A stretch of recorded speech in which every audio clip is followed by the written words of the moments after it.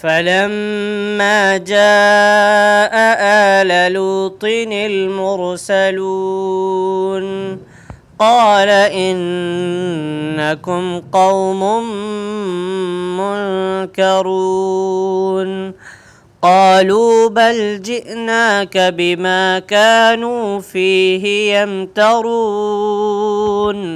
وأتيناك بالحق وإنا لصادقون فأسر بأهلك بقطع من الليل واتبع أدبارهم ولا يلتفت منكم أحد وامضوا حيث تؤمرون وقضينا إليه ذلك الأمر أن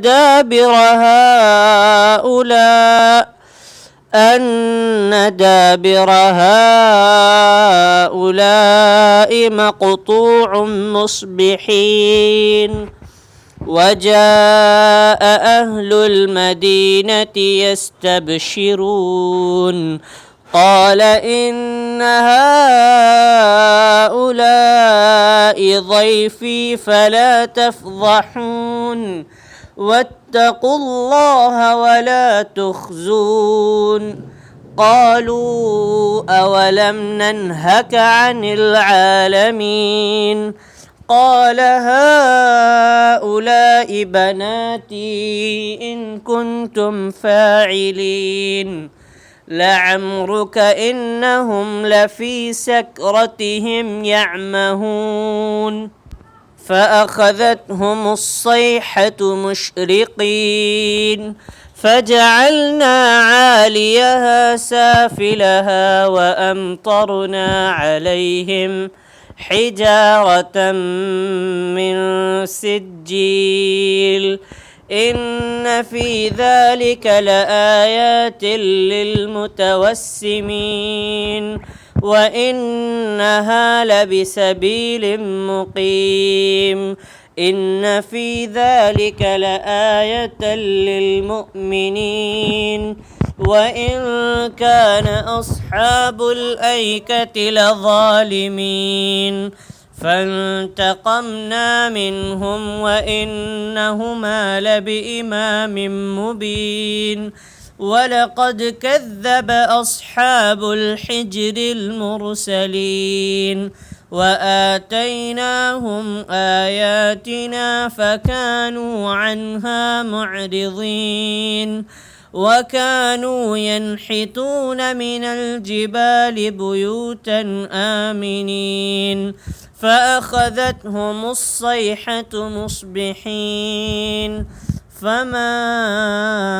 أغنى عنهم ما كانوا يكسبون وما خلقنا السماوات والأرض وما بينهما إلا بالحق وإن الساعة لآتية فاصفح الصفح الجميل إن ربك هو الخلاق العليم ولقد آتيناك 7 من المثاني والقرآن العظيم لا تمدن عينيك إلى ما متعنا به أزواجا منهم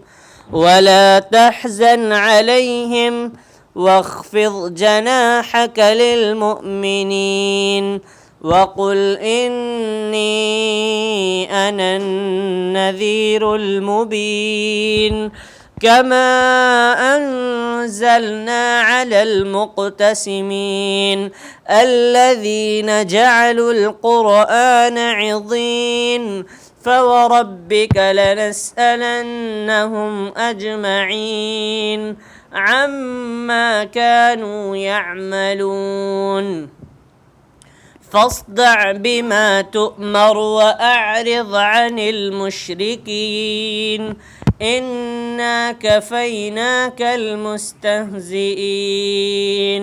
الذين يجعلون مع الله إلها آخر فسوف يعلمون ولقد نعلم أنك يضيق صدرك بما يقولون فسبح بحمد ربك وكن من الساجدين